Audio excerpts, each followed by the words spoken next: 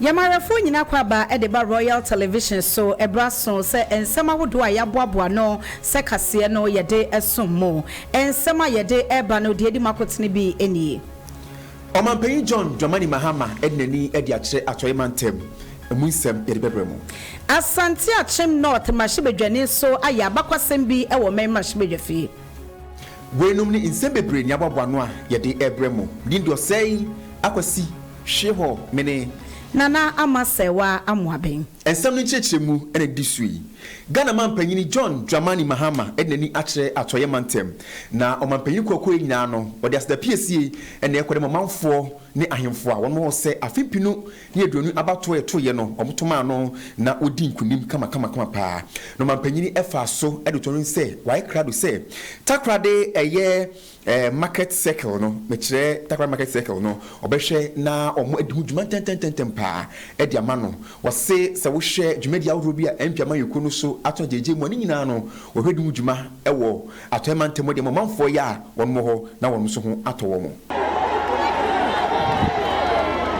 na ene muhu ya ha na yenkura no bone yenim se oka takrade a enye on market circle on takrade on market circle enti yenim se ejumi bebie edru a aka eyade a oyo haw e matakrade fo nyina enti enne yeba se yene ahemfo ne takrade fo nyina be hia ne adamwase ene adepa amoye maaye abatu onim na ansa ne yebekwa kodi se adwuma no na me se e wo se me behwe market circle na me ne contractor fo no kasa ne enhwe kwan a yebetimi afa so na ejuma no atoado na yetimi awie na takrade fo enya homfa so enti ya behwe ni nyina o ma kyerɛkyerɛ ye bibia mu enti yesa konkran Friday a ebe ye ne contractor fo no any minister of finance betnase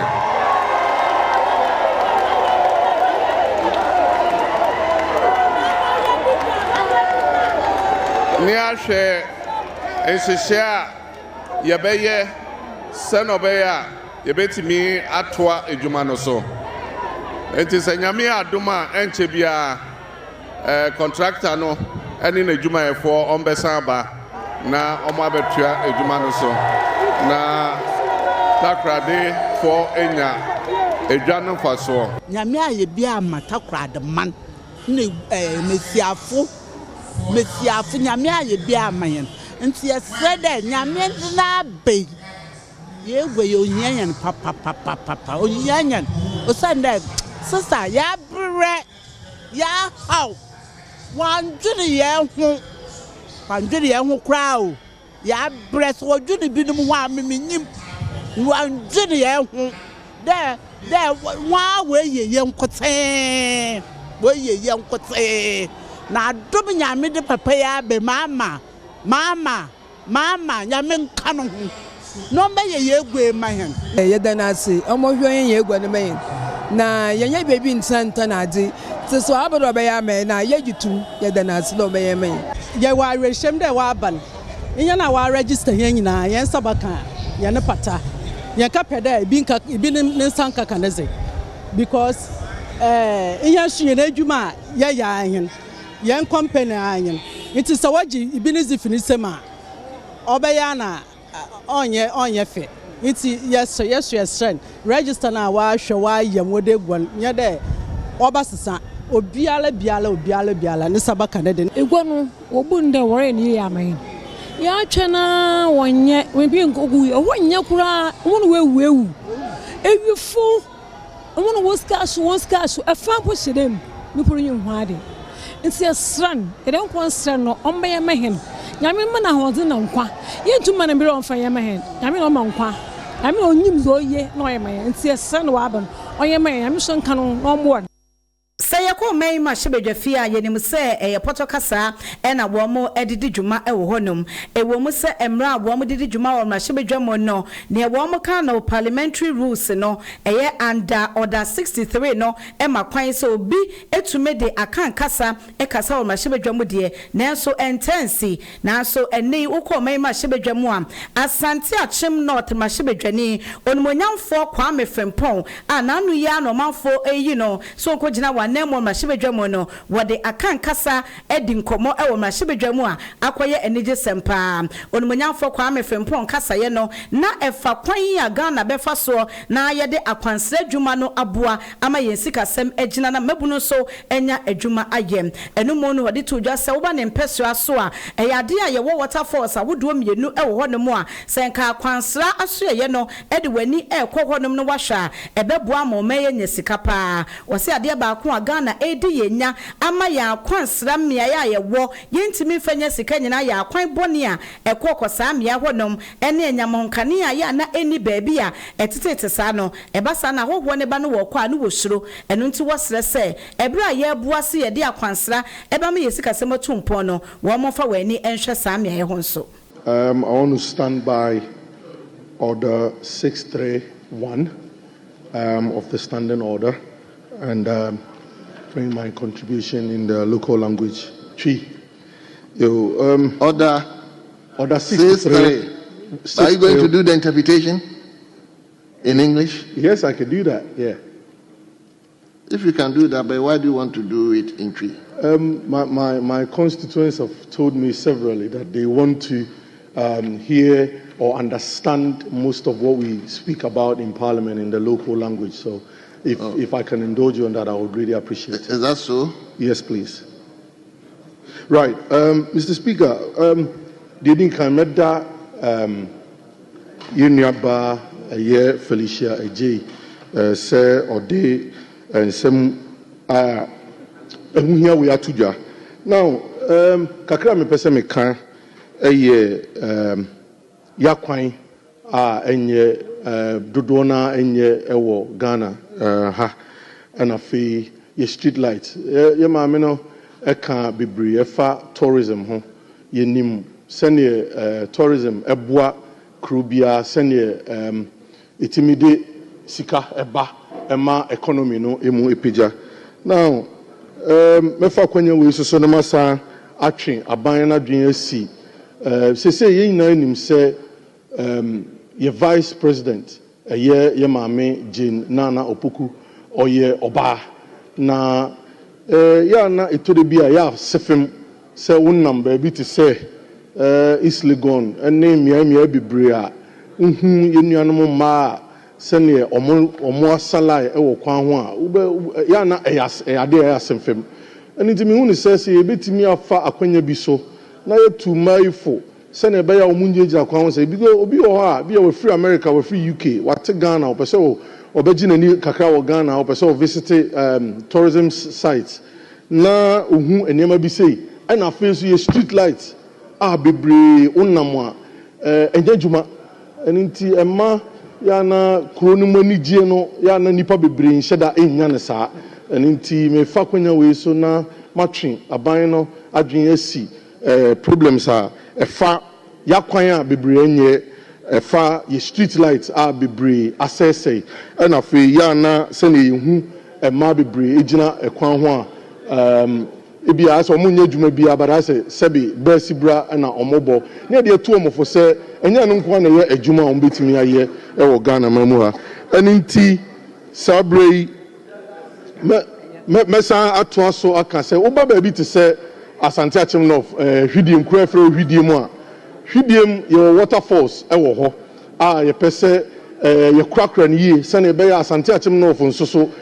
tourism ni bi ebetimi apija wo oba ba bi te se onyemso was antiachim no fa also so your waterfalls ni bi wo a enka yesuzu se aban ne de nani kɔ hɔ a ebetimi aboa ama tourism was antiachim no for so apija. Mr. Speaker, thank you very much.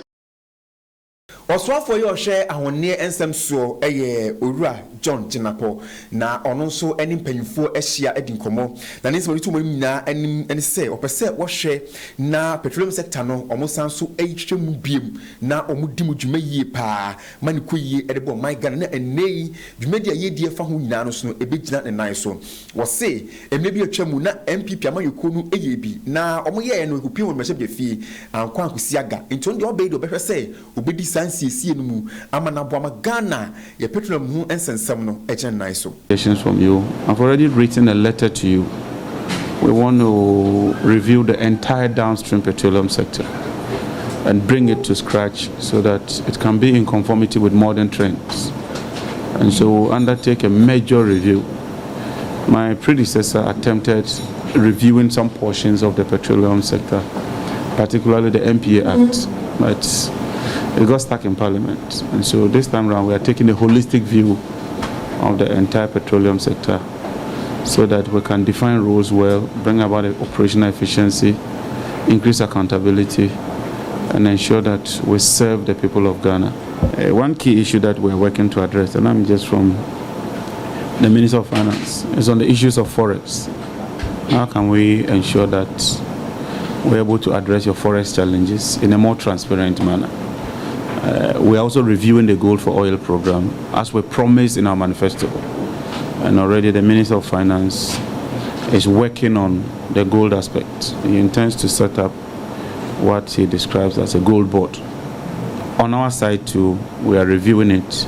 And so if you see some work, it's just an interim arrangement. You can't truncate the process until you have a workable solution. Our refinery is also a key integral part of what we intend to do. Our vision is that if we can get you Ghanaian entrepreneurs to lead the process, it will help us a lot. And so we'll take a second look at our refinery,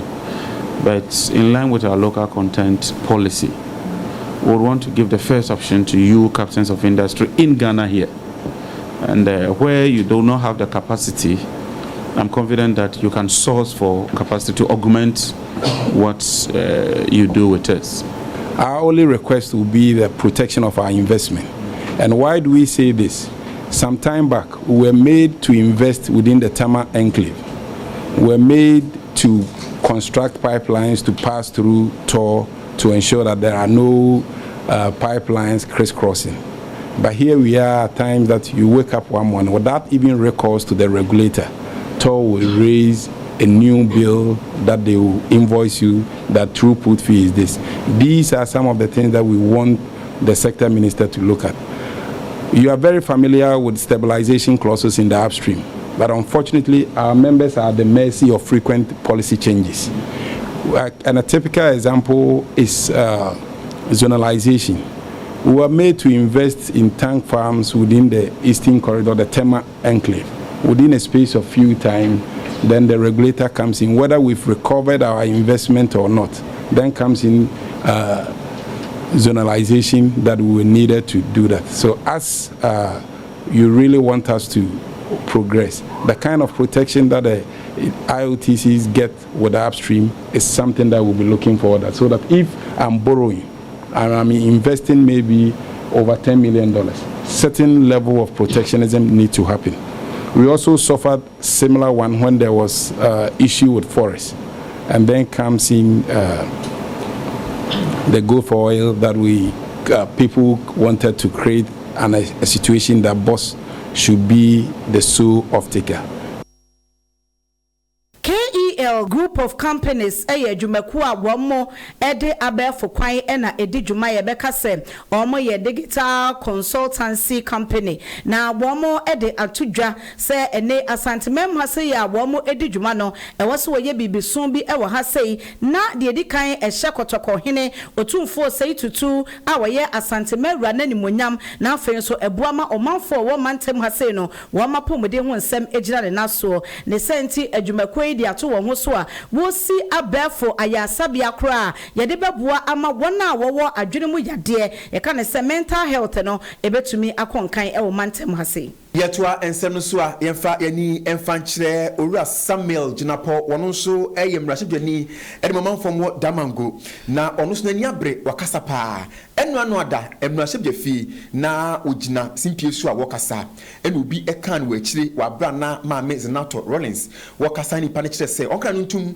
ɔno ne papa ekunkum ɔmanfoɔ na asɛm yi baeɛ no amanfoɔ pii na ɛtwe nsɛ ne abasa sɛ sɛ esi kwan deɛ kamea kɔyɛ sɛ ɛyɛ owura Samuel Gyinapo ne bina no ka sansɛm no na baba bonten sɛ ensɛm we die so kyɛn me metumi ka asɛm kɛse sei kura wɔso no baabi a wofuru ni sansɛm sei no etumi efiri nanumu ɛmfa ɛmma enti wɔsrɛ ɔmanfo sɛ mo a mo ka so no wɔno kura na asɛm na nkɔnteyɛ na social media so na ɔte sansɛm na mmom ɛnyɛ wɔno. Anybody who has followed my career and followed my involvement in Ghanaian public life will in all modesty attest to the fact that I don't speak in that nature. I don't speak in that manner. The words which are being falsely attributed to me are not words that I will ever use. That's not the way I speak.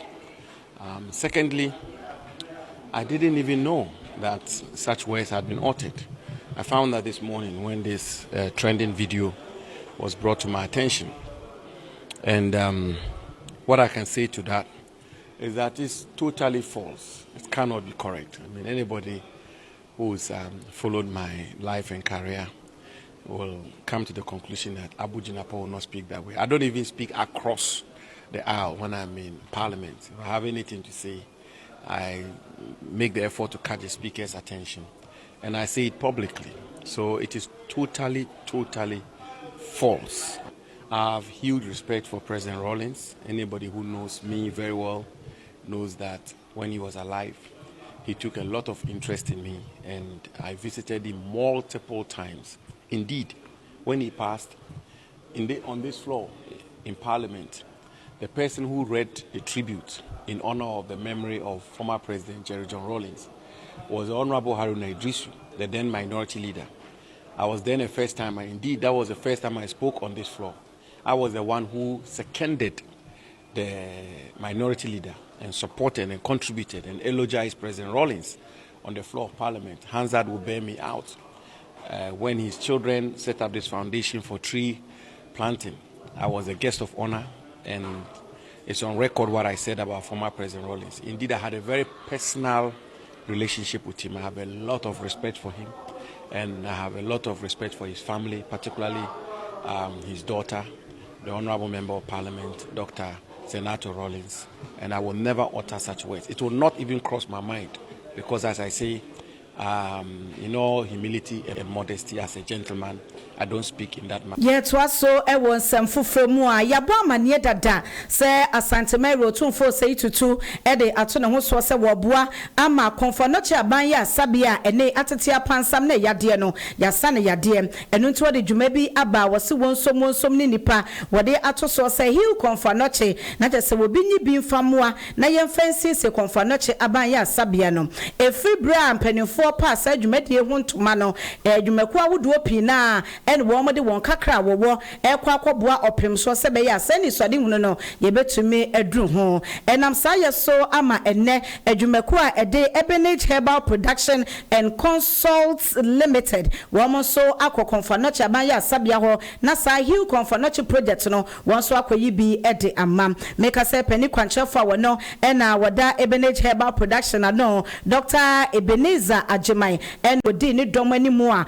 wo mu kono wan kono nsapan wo mu de enne sika fofo bi 30,000 Ghana cedi na ede ko ye afenu ahodo bi a wo mu so ye de bo apomde no wo de bi etato ebra Dr. Ebenezer ede sika no ene eniama no ema konfa no chimpanifo no yentie no.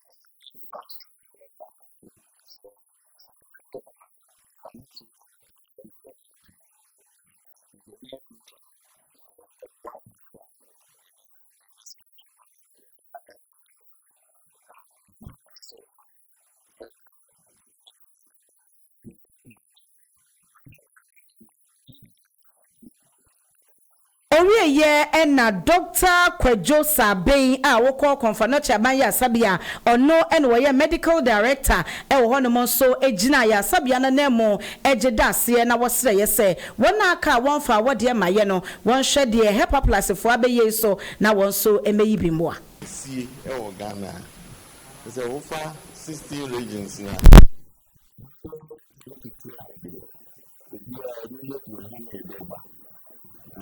It is a 1950s hospital.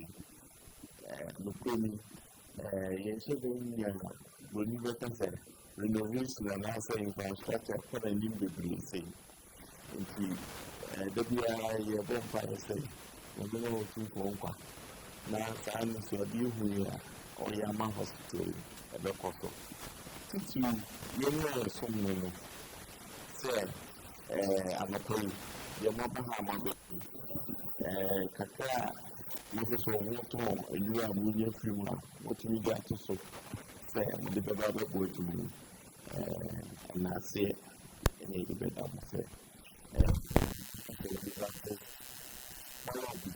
Maybe we will always ask for more. Because I can't get that happen. It is the one you put on the world. Now, you think you are a friend of Africa. I do want to go to the clear. But you always say that. It is not a friend. I put a really, one kind of answer. It doesn't say, I get one kind of. I can't tell you, you are also a video.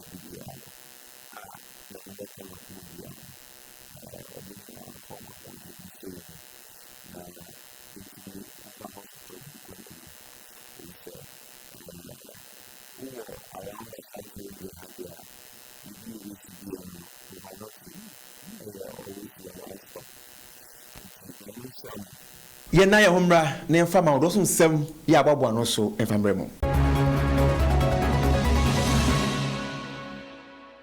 Yes, shase wo amanoni nsemu ani ye de ani etremu ewo Nigeria wo mokro ba ko a ede Zamfara emu na suku bi ewo Zamfara hono mu a abeto dwa se anadwofano eja eto suku ni mu ama meka sei enkoda wo mo suku mu no mu anu wo ho bie no edunso de wo mo ahye ama dodo na so na eprepra akoye arehosem ewo hono mu pa na wo mo ekiremu asesi ya no wo mo nim ne ba ya ema eja no esi ye nemom dum jadwumaku a wo mo Zamfara no etumi abɔ homode edundum gya no a wo mo hwese a wona wa prepra ewo eja hyehye no emu no so no wo mo bema adokotafo ahwe wo mo entem so ne nyina mo no sebe ya enkoda wo mo aka no hwehwe emo wo mo nti no wo mo ahwe se bambofo ebekɔ akwakobo ban sebe ya wo mo ebenya asomdwani ahotoso bi se bibia saa biem entumi ensi ya to ansam no so ewo amawdo so nsemu ayikopemu ewo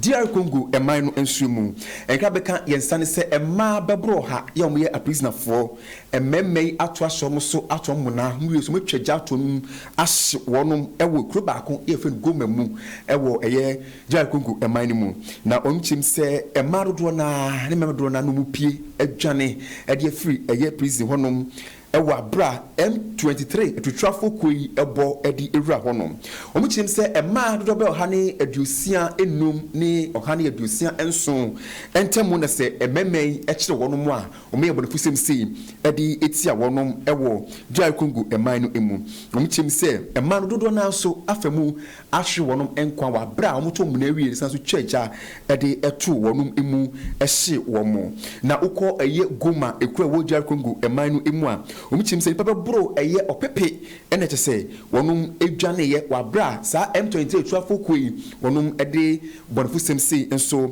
ede ehye so ye ka sei ekroni mu no aye menyamenya pa wabra uhu emu se daha obi so epre eye ne nkwa wo hwe sene ensem esi banamanfo edwane ede free prison wonuma sebie son sebie nya adomsremo na eni enyan pa eyi pa ye nan so yiwa ni panyifo echim se o so mo hwe na enshawdro nyina no onum edigu apono so na sawo hawwe so no omutumi kutia ewu goma ekura ewu DR Congo emani mu